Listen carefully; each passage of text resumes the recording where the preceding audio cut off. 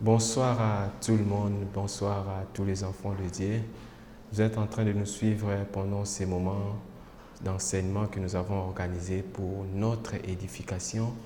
Ces moments organisés par Agenda Chrétien, nous vous disons bienvenue, bienvenue dans la présence de Dieu, bienvenue pendant ce moment où nous allons écouter la parole de Dieu avec Agenda Chrétien. Alors avant tout, la gloire, nous la rendons à notre Dieu, le roi des rois. C'est lui qui mérite tout. C'est pour lui que nous avons tenu à organiser cette activité. Et alors, nous voulons aussi lui dire encore merci une fois de plus. J'aimerais que là où tu es, que tu te tiennes, que tu prennes l'attitude de la prière. Juste pendant quelques minutes, nous allons dire merci à notre roi, merci à celui qui a fait que nous puissions encore voir ces jours, malgré tout ce que nous sommes en train de vivre. Est-ce que tu peux élever ta voix et dire un grand merci au Seigneur? Seigneur, une fois de plus, nous te disons merci pour ces moments merveilleux que tu nous accordes dans ta présence, Jésus. Merci pour ces moments que tu as prévus pour nous. Merci pour le souffle de vie. Merci pour l'être et les mouvements de vie que tu nous as accordés, Seigneur. Merci pour ta présence, Seigneur. Merci de permettre, de donner à l'homme l'intelligence de créer la nouvelle technologie afin que celle-ci puisse faciliter, éternel Dieu Tout-Puissant, la communication de ta parole, ô Dieu.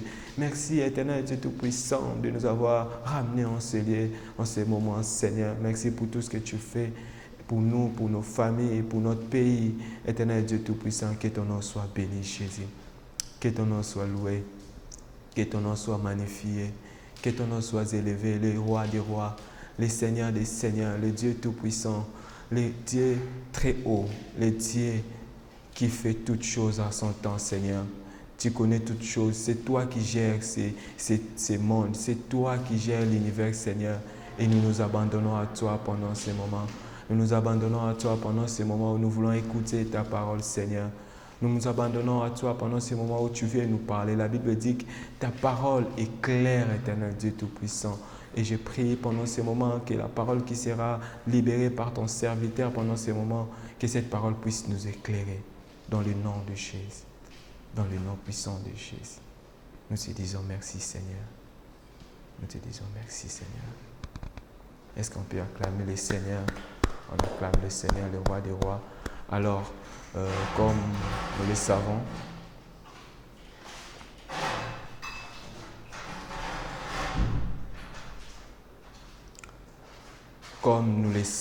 tous, nous sommes pendant la période où l'Église fête la Pentecôte. C'est souvent, ça se passe, ça tombe souvent que ce soit au mois de mai. Et cette année, c'est là, Dieu a fait que ça puisse rencontrer cette pandémie que le monde est en train de vivre. Mais cela ne nous empêche pas de parler de Dieu, de parler du Saint-Esprit, parce que nous avons dit que le Saint-Esprit, nous devons le vivre au quotidien. C'est pourquoi, pendant ce moment, je vais faire appel à l'homme de Dieu qui va nous enseigner pendant ces moments sur les thèmes que nous avons intitulés « Vivre le Saint-Esprit au quotidien ». J'aimerais que tu peux prendre même un cahier, un stylo pour noter ce qu'il va dire. Peut-être avec la nouvelle technologie, tu pourras peut-être reprendre encore, relire et suivre encore. Et tu nous suis maintenant en direct, que le Seigneur te bénisse. Bonsoir à toutes les yeux, de partout où vous nous suivez. Nous sommes ravis d'être là avec nous ce soir et de partager la parole de Dieu. Nous disons merci à notre Seigneur qui a permis que nous soyons ici. Ce n'est pas seulement un privilège, mais c'est pour nous une grande responsabilité d'être là. Nous disons aussi merci à la chaîne qui nous a accueillis et aussi à Papa Christian qui, grâce à lui, nous sommes ici pour vous parler de la parole de Dieu. J'aimerais que de là où tu es, que tu puisses fermer tes yeux, que tu puisses te joindre à moi afin que nous puissions prier. J'aimerais que tu recommandes à Dieu ces moments, que tu dises à Dieu, parle-moi, que tu dises à Dieu, enseigne-moi. Éternel notre Père, notre Dieu, nous voulons te recommander ces instants glorieux, ces instants mémorables, que tu as voulu, tu as permis par ta grâce, que nous puissions parler de ta part. Saint-Esprit, c'est aujourd'hui que nous parlons de toi, c'est ton jour.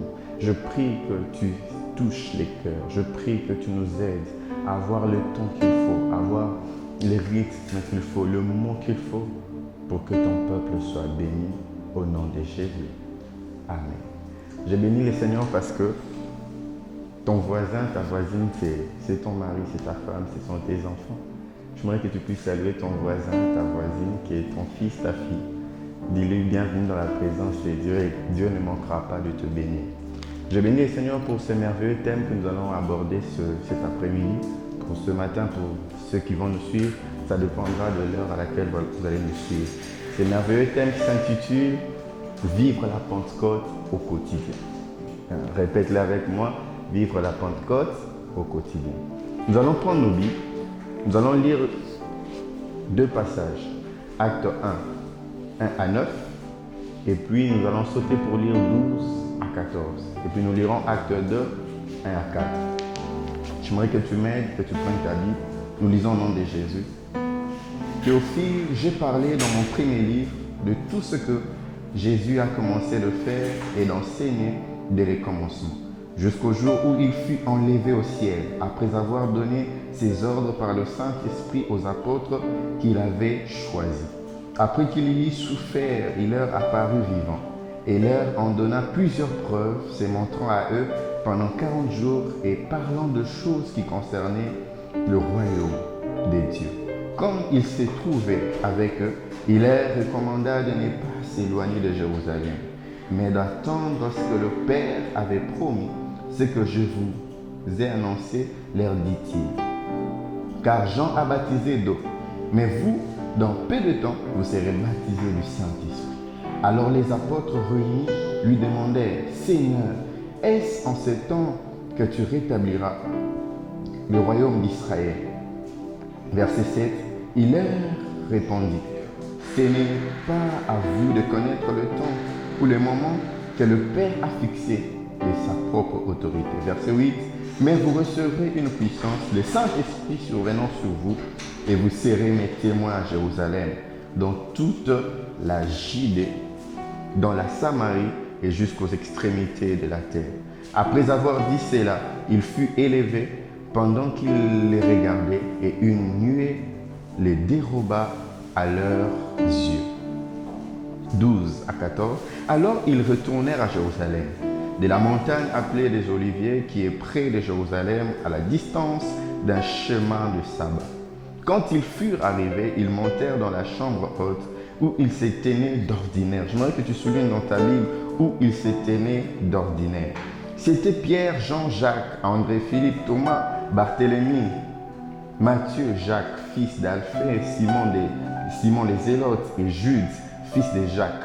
Tous, d'un commun accord, persévéraient dans la prière avec les femmes et Marie, mère de Jésus, et avec les frères de Jésus. Acte 2, 1 à 4. Le jour de la Pentecôte, ils étaient tous ensemble dans le même lieu. Tout à coup, il vint du ciel un bruit, comme celui d'un vent impétueux. Il remplit toute la maison où ils étaient assis. Des langues semblables à des langues de feu leur apparurent, séparées les unes des autres, et se posèrent sur chacun d'eux. Et ils furent tous remplis du Saint-Esprit et se mirent à parler en d'autres langues, selon que l'Esprit leur donnait de s'exprimer. Que Dieu bénisse sa parole. Nous sommes en train de partager ces merveilleux thèmes. Vivre la Pentecôte au quotidien. Vivre la Pentecôte au quotidien. J'aimerais premièrement que nous puissions comprendre c'est quoi la Pentecôte. La Pentecôte vient des 50. Ça veut dire quand on parle de Pentecôte, c'était le 50e jour après la sortie de l'Égypte. Quand les enfants d'Israël ils étaient dans l'Égypte, Dieu va envoyer Moïse pour les délivrer. Et le dernier fléau, c'était le fléau où les fils aînés étaient morts en Égypte, mais qui a favorisé à ce qu'Israël sorte pour aller vers la terre promise. Et le jour où Israël sortait, si vous comptez de ce jour jusqu'au 50e jour, c'était là la fête de la Pentecôte. On fêtait la moisson. On fêtait la moisson. C'était un grand jour pour Israël. Ils venaient avec des cris de joie pour sacrifier, adorer les Seigneurs pour tout ce qu'il avait fait pour eux. Mais ce qui est important à retenir par rapport à la Pentecôte dans l'Ancien Testament et que c'était non seulement le temps où on fêtait la fête de la moisson, on rendait des actions de grâce à Dieu pour ce qu'il a accompli, pour ce qu'il a fait, mais c'était le jour où Dieu a donné la loi à Israël. C'était le jour où les enfants d'Israël commémoraient le don de la loi. C'était le jour où les enfants d'Israël étaient en train de commémorer le don aussi de l'alliance. Parce que c'est là que Dieu va conclure l'alliance de Sinaï avec Israël. C'était le 50e jour après leur sortie de l'Égypte. J'aimerais que vous puissiez retenir cela. 50e jour après, le Seigneur donne la loi, le Seigneur conclut une alliance avec Israël. Mais ce que j'aime dans le texte que nous venons de lire, la Bible dit que Christ va venir sur la terre après avoir accompli sa mission. La Bible dit ces jours-là, il va donner ses ordres à ses disciples. Il va leur dire restez à Jérusalem, attendez jusqu'à ce que l'Esprit de Dieu vienne sur vous et vous allez être mes témoins à Judée, à Samarie et dans les extrémités. Et la Bible dit qu'il s'est aimé d'ordinaire. Ce que j'aime avec le mot ordinaire, cela renvoie à la vie de chaque jour. C'est-à-dire les disciples, dans leur vie quotidienne, ils étaient dans la chambre haute. Dans la vie quotidienne, ils étaient là entourés de frères, de sœurs, la mère de Jésus, les frères de Jésus, les disciples. C'était ça leur vie ordinaire. La Bible dit, c'était pendant ce temps-là que l'Esprit de Dieu va descendre. Dans la même chambre haute où il s'est tenu d'ordinaire, quotidiennement, la Bible dit il y aura un jour où le vent va souffler. Et ce fut le 50e jour après la mort et la résurrection et l'ascension du Christ. 50e jour après, la Bible nous renseigne qu'ils étaient là, un vent un peu tué va souffler et l'Esprit de Dieu va descendre. Ce que j'aimerais que nous puissions comprendre, dans l'Ancien Testament, le 50e jour, le Seigneur a donné la loi et l'alliance. Mais ce que j'aime avec le Nouveau Testament, le Seigneur Jésus fait que remplacer ce qui était dans ces fêtes-là. Pendant que les Juifs pouvaient fêter le jour de la Pentecôte, le don de la loi, j'aime ça, Christ va donner à l'Église qui vient de naître l'Esprit de Dieu. Le jour où pendant que Israël sera en train de fêter le don de l'alliance, Dieu sera en train de conclure, Jésus sera en train de conclure une nouvelle alliance avec le nouveau peuple de Dieu. Israël, c'est l'ancien peuple de Dieu et l'Église, c'est le nouveau peuple de Dieu. Et là, nous sommes en train de voir un changement de régime. J'aimerais déjà annoncer à quelqu'un, quand l'Esprit de Dieu descend, il y a un changement de régime. Nous quittons le régime de la loi, nous entrons dans le régime de l'Esprit. Nous quittons l'ancienne alliance, nous entrons dans l'alliance où le sang de Jésus a coulé pour nous. Ce que j'aime avec la Pentecôte, c'est avec le Nouveau Testament, il y a l'effusion du Saint-Esprit. Le Saint-Esprit vient sur les disciples. Pendant la Pentecôte dans le Nouveau Testament, nous voyons l'Esprit descendre et venir habiter avec les disciples. Ce que j'aime avec la Pentecôte avec le Nouveau Testament est qu'il y a deux influences qui s'est fait, trois influences qui s'est fait. Quand le Saint-Esprit descend, dans la Nouvelle Alliance, nous avons vu, il y avait le don de la loi, mais aussi, on a conclu une nouvelle alliance. Mais dans le Nouveau Testament, nous voyons le don du Saint-Esprit et la nouvelle alliance conclue par le sang de Jésus-Christ. Mais quand l'Esprit de Dieu descend, quand son influence vient au milieu de nous, il accomplit trois choses dans notre vie. J'aime ça, la Bible dit, dans Luc 4:1, Jésus était rempli du Saint-Esprit et revint du Jourdain. Il y a trois choses qui se font quand le Saint-Esprit descend dans le quotidien de quelqu'un. Il y a trois choses qui se passent quand le Saint-Esprit vient dans notre lieu de rencontre ordinaire. Il y a trois choses qui se font. Nous sommes remplis, conduits, mais nous sommes aussi revêtus. Je répète, remplis, conduits, revêtus. J'aime la première chose, la Bible dit, Jésus était rempli du Saint-Esprit. Quand nous sommes remplis du Saint-Esprit, cela veut dire, c'est l'acte souverain du Seigneur, des dieux. Par son esprit, il vient prendre possession d'une personne pour faire un acte spécial, pour faire quelque chose au milieu de son peuple, pour faire quelque chose au milieu de la nation. La Bible dit dans Actes 4:8, alors Pierre, rempli du Saint-Esprit, leur dit, Dieu s'est saisi, il prend possession de Pierre pour dire quelque chose, pour annoncer des choses. La Bible nous dit, Zacharie, son père, le père de Jean-Baptiste, fut rempli du Saint-Esprit et prophétisa.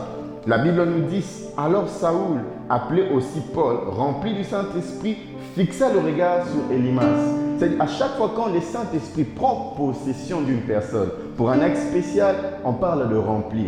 Mais ce que j'aime avec remplir, il y a deux choses qui se passent. On est rempli ponctuellement. Ponctuellement, ça veut dire on est rempli à un moment. Et puis, on est rempli aussi de manière permanente.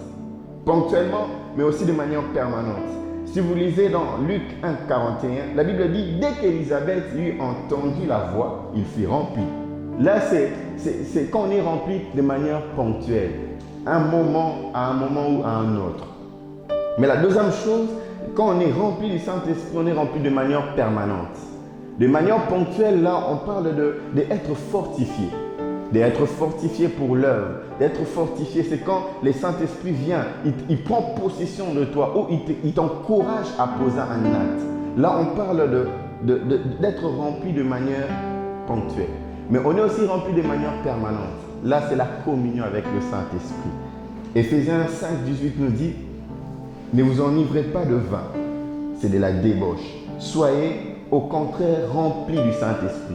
Ici, la pensée veut dire soyez constamment remplis du Saint-Esprit, de manière permanente. C'est-à-dire tu peux être rempli du Saint-Esprit de manière ponctuelle. À un moment, l'Esprit te remplit, te fortifie pour faire quelque chose, mais aussi tu peux être rempli de manière permanente.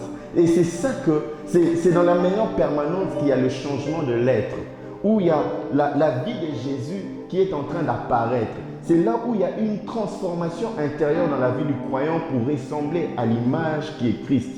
Quand on est rempli de manière permanente, c'est là que le Saint-Esprit prend le contrôle du croyant pour exercer le ministère. On est rempli de manière ponctuelle, mais on est aussi rempli de manière permanente. Ce que j'aime avec la parole de Dieu, il ne suffit pas seulement d'être rempli, mais il faut aussi être conduit dans notre vie de tous les jours. La Bible dit que Jésus était rempli du Saint-Esprit, mais la Bible ajoute toujours dans Luc 4, 1, il était conduit par le Saint-Esprit. Le psaume 143, 10 dit ceci, « Enseigne-moi à faire ta volonté, car tu es mon Dieu. Que ton esprit me conduise sur la voie droite. » Le Saint-Esprit ne savait pas seulement nous remplir de manière ponctuelle ou de manière permanente, mais le Saint-Esprit nous conduit aussi. Non seulement qu'il nous transforme, non seulement qu'il nous fortifie pour un acte, mais il est là aussi pour nous conduire.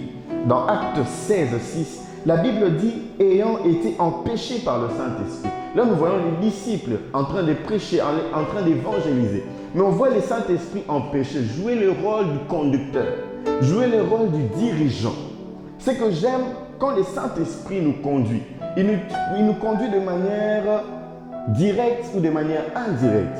De manière directe, c'est lui-même. Acte 16, 17, Acte 16, 7. La Bible dit, arrivé près de la Mysie, il s'est disposé à entrer à Bithynie.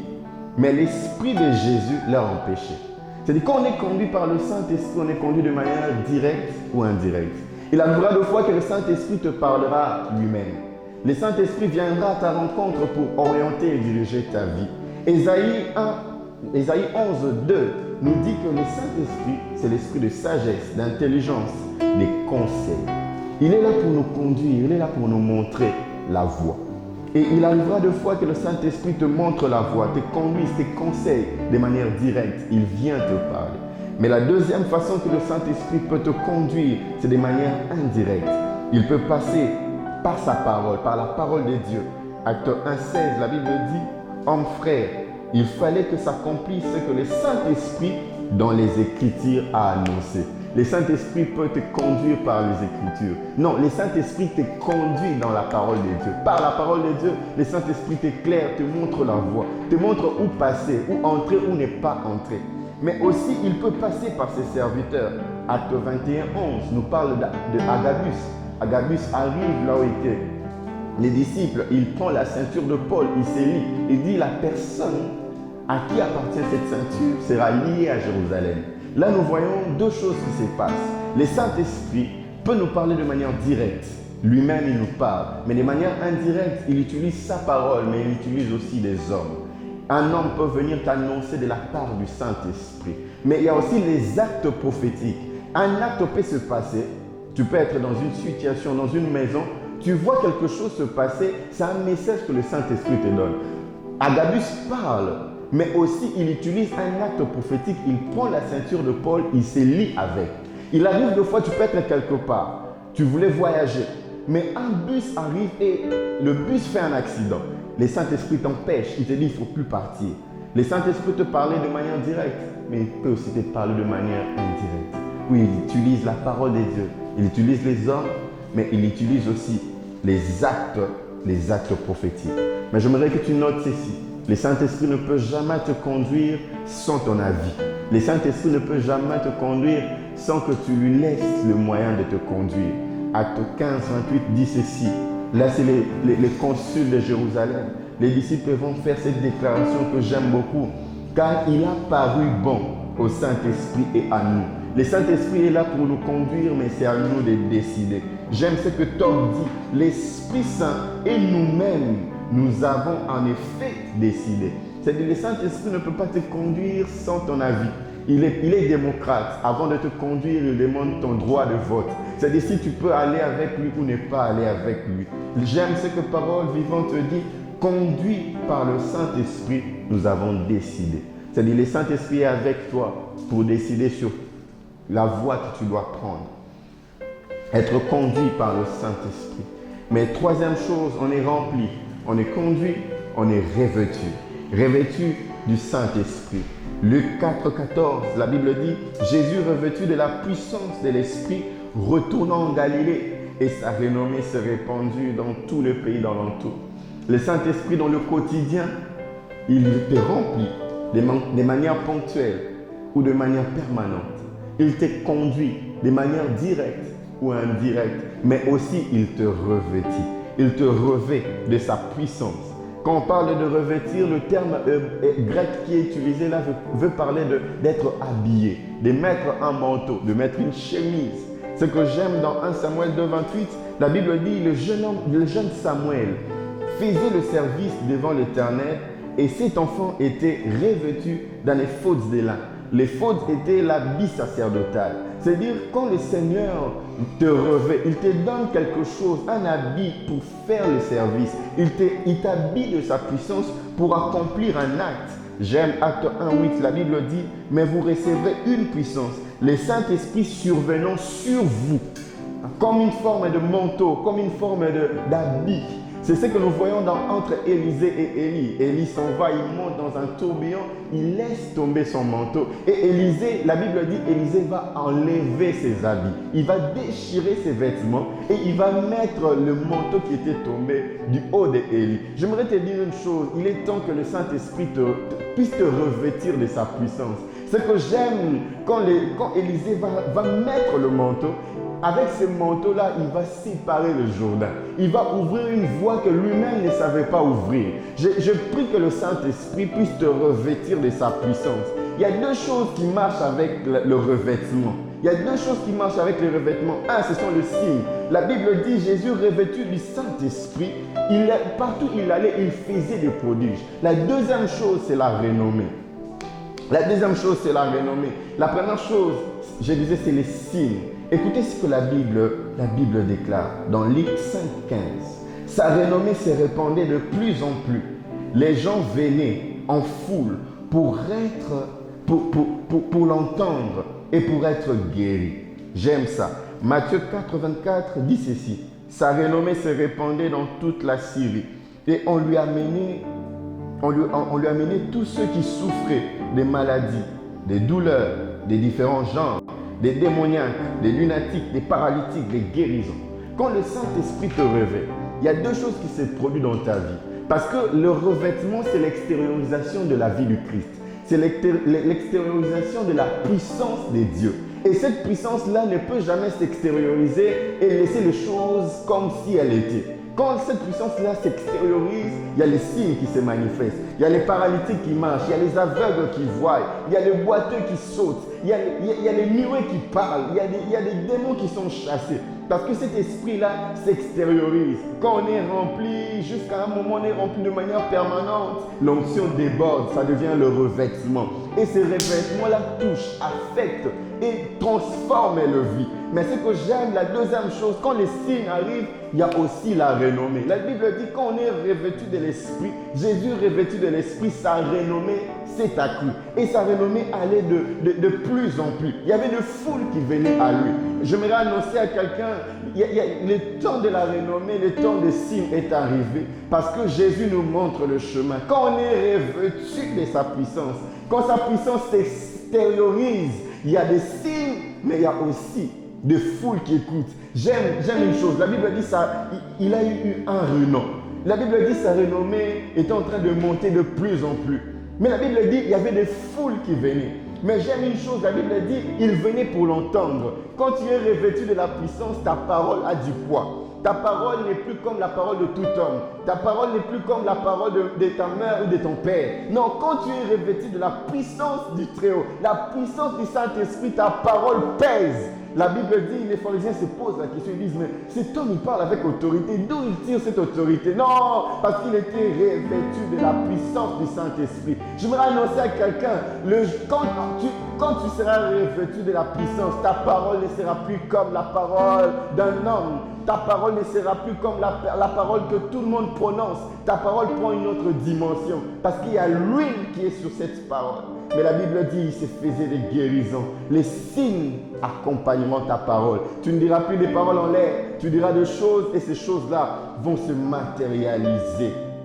Vont se matérialiser. C'est qu'il faut savoir. 3 choses qu'il faut savoir. La Pentecôte est toujours d'actualité. Oui, dis à ta femme, dis à ton fils, à ton voisin, dis-le, la Pentecôte est toujours d'actualité.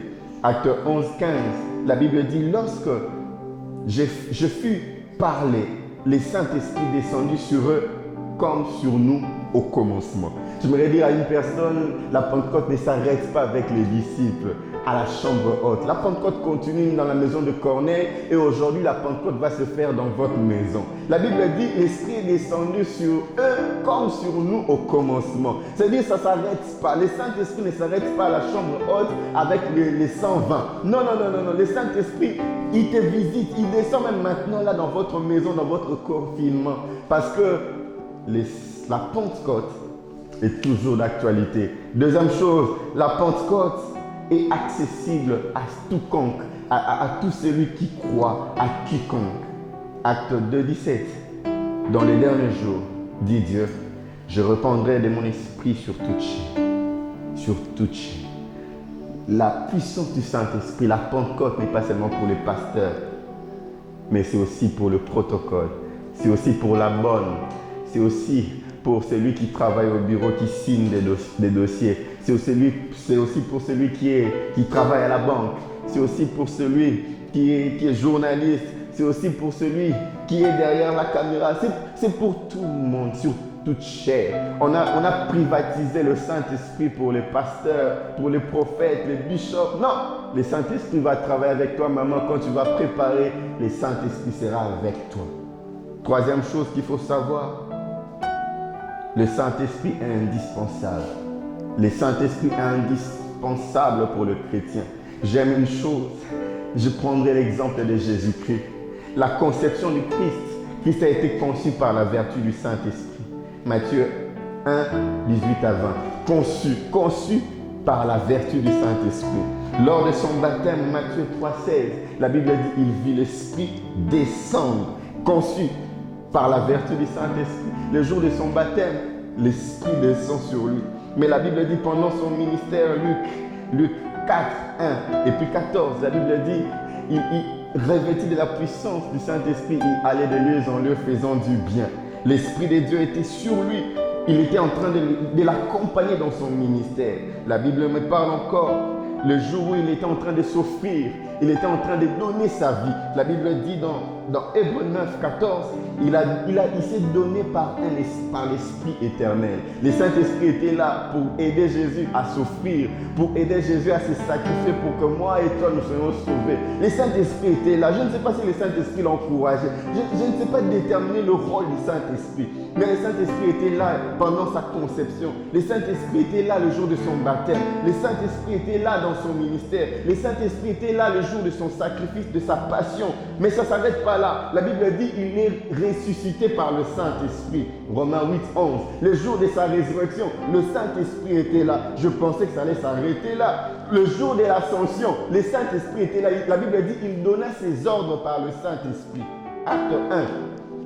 Acte 1, 2, la Bible dit qu'il donna ses ordres par le Saint-Esprit. Le Saint-Esprit était là le jour de sa conception. Le Saint-Esprit était là le jour de son baptême. Le Saint-Esprit était là chaque jour de son ministère. Le Saint-Esprit était là le jour où il était en train de s'offrir. Le Saint-Esprit était là le jour de sa résurrection. Le Saint-Esprit était là le jour où il montait au ciel. Je pensais que ça allait s'arrêter là. Mais la Bible m'enseigne dans l'Apocalypse que là du haut du ciel, dans sa gloire, dans l'éternité, il va aussi parler à l'église par l'Esprit. La Bible dit ceci dans Apocalypse 2:7, que celui qui a des oreilles entende ce que l'Esprit dit à l'église. Même dans sa gloire, le Seigneur Jésus-Christ nous parle par le Saint-Esprit. Même du haut du paradis, à côté où habitent Abraham et Isaac, la Bible dit Jésus-Christ nous donne des messages par le Saint-Esprit. J'aimerais te dire que le Saint-Esprit est indispensable. Il était là le jour de la conception du Christ. Il était là le jour de son baptême. Il était là pendant son ministère. Il était là pendant qu'il était en train de s'offrir à Dieu.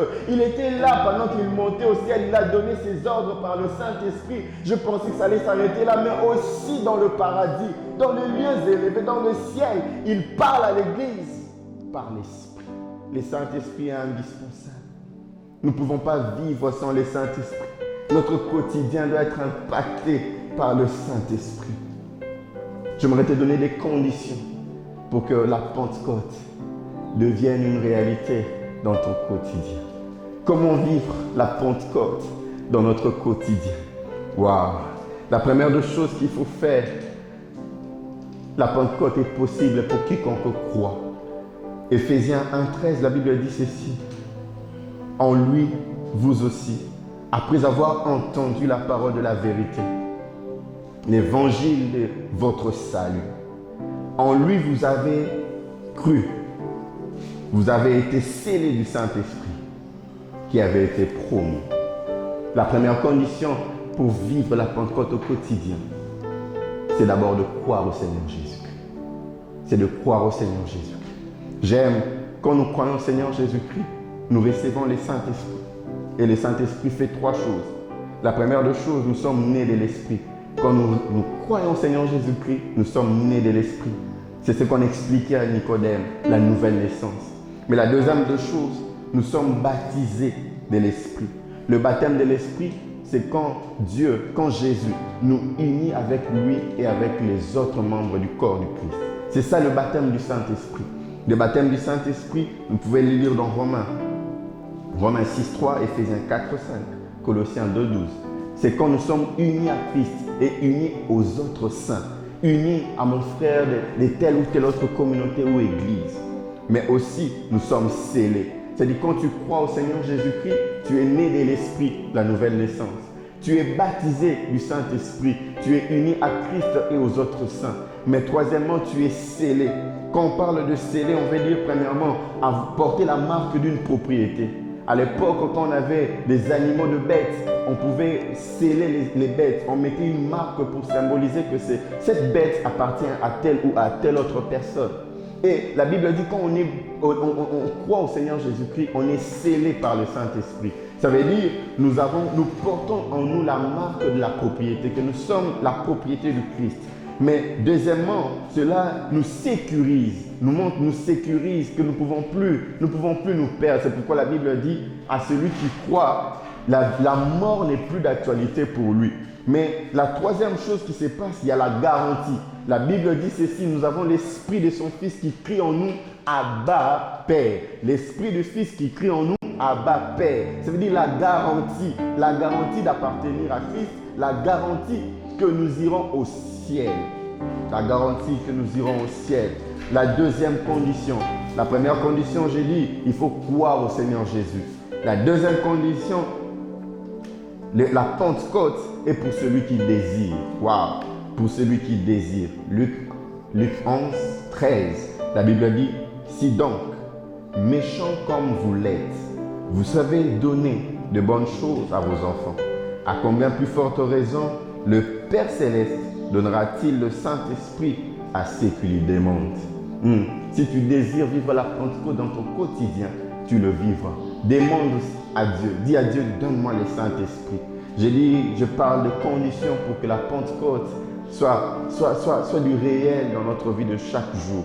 Croire au Seigneur Jésus-Christ. Là, on est né de l'Esprit. Là, on est baptisé du Saint-Esprit. Là, on est scellé du Saint-Esprit quand nous croyons au Seigneur Jésus-Christ. Mais la deuxième condition, c'est désirer, demander. Il dit, si mauvais que les hommes sont, peuvent donner de bonnes choses, à plus forte raison, je ne te donnerai pas le Saint-Esprit. Je sais une chose, que si tu demandes à Dieu, tu demandes au Seigneur Jésus de te donner le Saint-Esprit, de faire que la Pentecôte soit une réalité pour toi, il va te l'accorder. Dès là où tu es dit seulement Jésus-Christ, je désire, je veux vivre la Pentecôte, je veux que la Pentecôte soit mon quotidien. Troisième condition, pour ceux qui ont l'information. Waouh, j'aime ça. La Pentecôte est réelle pour ceux qui ont l'information. Écoute ce que la Bible dit dans Actes 19, 2. Avez-vous reçu le Saint-Esprit quand vous avez cru? Ils lui répondirent, nous n'avons pas même entendu dire qu'il y a un Saint-Esprit. Aussi longtemps que tu n'as pas l'information que le Saint-Esprit existe, que la Pentecôte est réelle, tu ne peux pas vivre la Pentecôte. J'aime un texte dans Jean 14, 17, la Bible dit, l'Esprit de vérité que le monde ne peut pas recevoir. Waouh! L'Esprit de vérité que le monde ne peut pas recevoir. Pourquoi? Parce qu'ils n'ont point vu. Deuxièmement, parce qu'ils ne les connaissent pas. Waouh! Mais la Bible dit, vous le connaissez. C'est-à-dire la personne qui peut vivre la Pentecôte au quotidien, c'est la personne qui a l'information, qui connaît le Saint-Esprit, c'est que le Saint-Esprit existe, que le Saint-Esprit est une réalité. Pour d'autres personnes, ils pensent qu'on parle de la Pentecôte, on parle du Saint-Esprit. Ils pensent que c'est de la blague, ils pensent que c'est de la rhétorique. Non, c'est une réalité. Est-ce que tu as l'information? Les disciples posent la question aux gens de Samarie. Il dit, est-ce que vous avez reçu le Saint-Esprit? Il dit, on n'a même pas entendu parler du Saint-Esprit. Si tu n'as pas l'information du Saint-Esprit, de la Pentecôte, tu ne peux pas vivre cela. Jésus a dit ceci à ses disciples. Il est avantageux que je m'en aille, afin que le Consolateur arrive. Les disciples, avant de recevoir le Saint-Esprit, ils étaient informés sur le Saint-Esprit. Même Jésus leur a donné le fonctionnement. Il leur a même donné le mode opératoire. Il dit, quand il arrivera, il vous enseignera, il vous rappellera. Ils étaient conscients, ils avaient l'information que le Saint-Esprit existe. Et ils avaient le mode d'emploi du Saint-Esprit. Et le Saint-Esprit est arrivé. Aussi longtemps que tu n'as pas l'information, le Saint-Esprit n'arrive pas. Mais ce que je bénis le Seigneur pour ce soir, je bénis le Seigneur pour ce jour. Tu as reçu l'information et tu es candidate pour la Pentecôte. Première condition, croire au Seigneur Jésus-Christ. Deuxième condition, désirer, demander. Troisième condition, avoir l'information, savoir que le Saint-Esprit existe. Quatrième condition, pour que la Pentecôte devienne une réalité dans ton quotidien. C'est pour ceux qui sont en contact avec le oint. Quand tu es en contact avec un oint, la Pentecôte devient réelle. Waouh! Écoutez ce que la Bible dit. Alors Pierre et Jean leur imposèrent le main et ils reçurent le Saint-Esprit. Waouh! J'aime encore dans Actes 9, 17. Là même c'est l'apôtre Paul, un des meilleurs dans le domaine évangélique.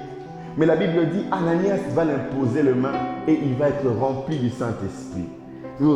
Ce que j'aime encore dans Jean 20, 22, la Bible dit, après ces paroles, Jésus va souffler sur les disciples et leur dit, recevez le Saint-Esprit.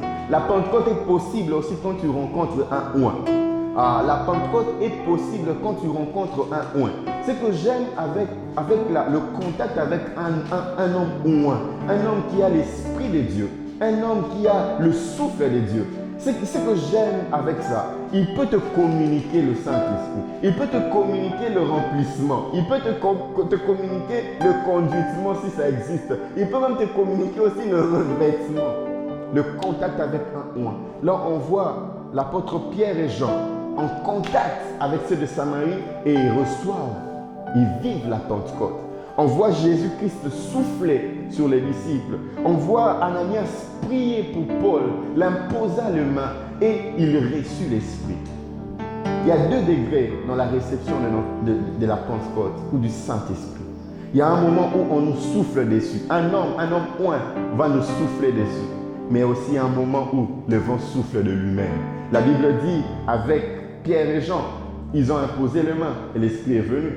Mais Jean et Pierre, le jour de la chambre haute, on n'a pas imposé les mains sur eux. L'Esprit est venu de lui-même. Je prie que tu vives toutes les 2 conditions. Que tu rencontres un oint qui va souffler sur toi, mais aussi que le Saint-Esprit lui-même souffle sur toi. N'oubliez pas, nous avons dit quand le Saint-Esprit vient, il te touche de manière directe ou indirecte. Il peut passer par un homme oint pour te oindre, mais il peut aussi venir de lui-même pour te oindre.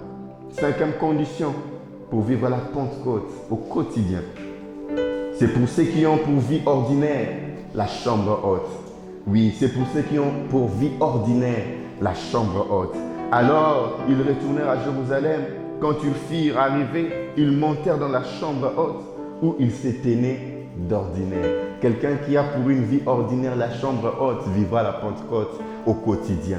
Quelqu'un qui a pour quotidien la chambre haute vivra le Saint-Esprit dans sa vie ordinaire. Quelqu'un qui a pour vie ordinaire la chambre haute vivra au quotidien la Pentecôte. Wow! 6e condition pour que la Pentecôte soit réelle dans votre vie de tous les jours. C'est pour ceux qui prient ensemble d'un commun accord. La Bible dit dans Actes 1, 12 à 14, ils étaient tous d'un commun accord. Ils persévéraient dans la prière. La Bible dit dans Tob, ils étaient unanimes et assidus à la prière. Parole vivante dit, ils étaient régulièrement ensemble pour prier. J'aime encore ces mots qui dit, ils étaient d'un commun accord, ils se retrouvaient souvent pour prier. Parole de vie dit, ils priaient fidèlement ensemble d'un seul cœur. C'est quand nous sommes tous réunis, oui, quand nous prions, le Saint-Esprit descend, la Pentecôte se manifeste. Quand nous prions tous ensemble, nous persévérons dans la prière d'un commun accord. Peut-être tu ne peux pas prier avec ton frère, tu ne peux pas prier avec ta sœur de la même église, mais tu peux prier avec ton mari, ta femme, tes enfants. Vous êtes déjà ensemble d'un même cœur et le Saint-Esprit va descendre. Je voudrais que tu notes une chose. Le Saint-Esprit a des endroits propices pour se manifester. Il y a des endroits qui chassent la Pentecôte. Il y a des endroits qui invitent la Pentecôte. Christ dit à ses disciples, restez à Jérusalem, car c'est là que vous allez vivre la Pentecôte. En dehors de Jérusalem, la Pentecôte est difficile. Il y a des endroits propices pour que le Saint-Esprit se manifeste. Il y a des endroits propices pour que la Pentecôte devienne réalité. Devienne réalité. Devienne réalité. Ce que j'aime avec la parole de Dieu, ce que j'aime avec la Pentecôte, quand le Saint-Esprit descend, quand il vient dans la vie d'une personne, il nous remplit, il nous donne l'esprit de sagesse et d'intelligence pour toutes sortes d'ouvrages. Le Saint-Esprit dans ton quotidien, il vient pour te rendre performant. La Bible nous dit dans Exode 35, 31 qu'il y avait de personnes qui ont rencontré le Saint-Esprit. Ils ont eu la sagesse, l'intelligence, les savoirs pour toutes sortes d'ouvrages. Mais ce que j'aime deuxièmement, quand la Pentecôte est réelle, le Saint-Esprit agit, il descend. Nous changeons de rang ou de statut. Waouh! J'aime la vie de Othniel. Othniel était le frère cadet de Caleb. Pendant que Caleb était en vie, Caleb était un homme influent. Caleb était l'ami de Josué. N'oubliez pas, c'était un homme influent, ce n'était pas n'importe qui. Mais il y avait son frère Othniel. Il n'avait pas eu de promotion parce que Caleb était son frère. Il était là toujours, on le considérait comme le cadet. Mais écoutez ce que la Bible nous dit dans Juge 3:10. Parlant de Othniel, la Bible dit « L'Esprit de l'Éternel fit sur lui et il devint juge en Israël. » Quand le Saint-Esprit arrive dans ta vie, ton statut change. ta vie change. Ce que ton père, ta mère ne peuvent pas te donner, le Saint-Esprit est capable de te le donner. Ton statut change, ta position change. Ce qui a changé la vie de Othniel, ce n'était pas d'être frère de Caleb, mais c'était être saisi par le Saint-Esprit. Mais ce que j'aime aussi dans la vie de Joseph, Pharaon reçoit une vision, un songe qui parle de cette vache maigre, de cette vache grasse qui annonçait la famine. Et on appelle Joseph, il explique le songe. J'aime ce que Pharaon dit. Et Pharaon dit à ses serviteurs, trouverons-nous un homme comme celui-ci, ayant en lui l'Esprit de Dieu. Quand l'Esprit de Dieu vient dans ta vie, il amène la promotion, il amène le changement de statut. Troisième chose, la Bible dit, Gédéon fut revêtu de l'Esprit de l'Éternel, il sonna de la trompette. Quand le Saint-Esprit vient dans ta vie, il s'installe au quotidien. Tu es capable d'annoncer les choses qui arrivent. Tu es capable de prévenir. Quatrièmement, la Bible dit, l'Esprit de l'Éternel saisit Samson. Et sans avoir rien à la main, Samson déchira le lion. Alors, j'aimerais te dire, ton capital pour commencer, c'est le Saint-Esprit. La Bible dit, Samson n'avait rien entre ses mains, mais l'Esprit de Dieu était sur sa vie. Cinquièmement, ce que j'aime, la Bible dit, quand l'ennemi viendra comme un fleuve, l'Esprit de l'Éternel les mettra en fuite. Le Saint-Esprit nous aide à faire face à l'adversité, nous aide à faire face à l'adversité. J'aimerais te donner quelques conseils et c'est là que nous allons finir pour prier. La première des choses, ce qui empêche la Pentecôte d'être dans notre quotidien, c'est le blasphème. Ne blasphème pas contre le Saint-Esprit. C'est quoi le blasphème contre le Saint-Esprit? C'est parler contre le Saint-Esprit. Attribuer les signes du Saint-Esprit à Belzéboul. C'est ça blasphémer. Aujourd'hui l'Église, je peux le dire, pour ne pas peut-être choquer, blasphème. Il y a certains signes qui peuvent venir de l'ennemi. Il y a certains signes qui viennent de notre Dieu. Et je prie que le Seigneur nous donne la sagesse, le discernement de savoir quand les signes viennent du Saint-Esprit. Car Christ a dit, c'est signe que je le fais. Si je le fais par le Saint-Esprit, sachez que le royaume est déjà là. Mais ils ont attribué cela à Belzéboul. La deuxième des choses qui empêche que la Pentecôte puisse se manifester. La première chose, j'ai parlé du blasphème. Il y a des gens qui attribuent les signes du Saint-Esprit à Belzéboul. Mais la deuxième chose, c'est la résistance. Acte 7, 51. Par rapport au blasphème, Matthieu 12, 32. Parlant, il résiste au Saint-Esprit. Quand le Saint-Esprit veut les guider, il résiste. Troisième chose qui empêche la Pentecôte au quotidien, c'est d'attrister le Saint-Esprit, de rendre le Saint-Esprit triste. Mais quatrième chose qui est très dangereuse, c'est éteindre le Saint-Esprit. Il y a plusieurs qui ont éteint le Saint-Esprit. J'aime d'autres versions qui disent, ne parle pas d'éteindre le Saint-Esprit, mais d'empêcher le Saint-Esprit d'agir, de fonctionner comme il le faut. Ce sont ces choses qui nous empêchent. Le blasphème, la résistance, la tristesse, ils nous empêchent que le Saint-Esprit agisse, que la Pentecôte soit dans notre quotidien. J'aimerais t'inviter à prier de là où tu es. La première condition, c'est de croire au Seigneur Jésus-Christ. C'est de croire au Seigneur Jésus-Christ. Si tu n'as jamais reçu le Seigneur Jésus-Christ dans ta vie, de là où tu es, j'aimerais que tu fasses cette prière avec moi. Dis, Seigneur Jésus, je t'invite dans ma vie. Je t'accepte comme Seigneur et Sauveur. Scelle-moi de ton esprit. Baptise-moi de ton esprit. J'aimerais être né de l'esprit. Et de là où tu es, commence à prier. Toi qui as déjà reçu le Seigneur Jésus-Christ, commence à demander. La Bible dit, si vos pères méchants qu'ils sont, ils peuvent vous donner de bonnes choses. À plus forte raison, je ne vous donnerai pas le Saint-Esprit. Dis à Dieu, j'aimerais vivre la Pentecôte. Demande au Seigneur de vivre la Pentecôte dans ton quotidien, dans le nom puissant de Jésus. Père, je bénis tous ceux qui nous ont suivis. Je prie, ô Dieu, que la Pentecôte soit dans leur quotidien, que la Pentecôte soit manifeste dans leur vie, qu'ils vivent la Pentecôte au quotidien. La Bible dit, dans la chambre haute où il s'était né d'ordinaire, c'est là que l'Esprit de Dieu est venu. Père, dans leur vie ordinaire, que le Saint-Esprit descende et bouleverse le chaud. Père, je prie pour cette chaîne, qui nous ont accueillis. Père, laisse que tu puisses revêtir cette chaîne de ta puissance, afin que le fruit vienne, afin que sa renommée s'accroisse, pour permettre à ce que l'évangile soit prêché, que le Seigneur vous bénisse et que le Saint-Esprit vous accompagne dans sa communion au nom de Jésus.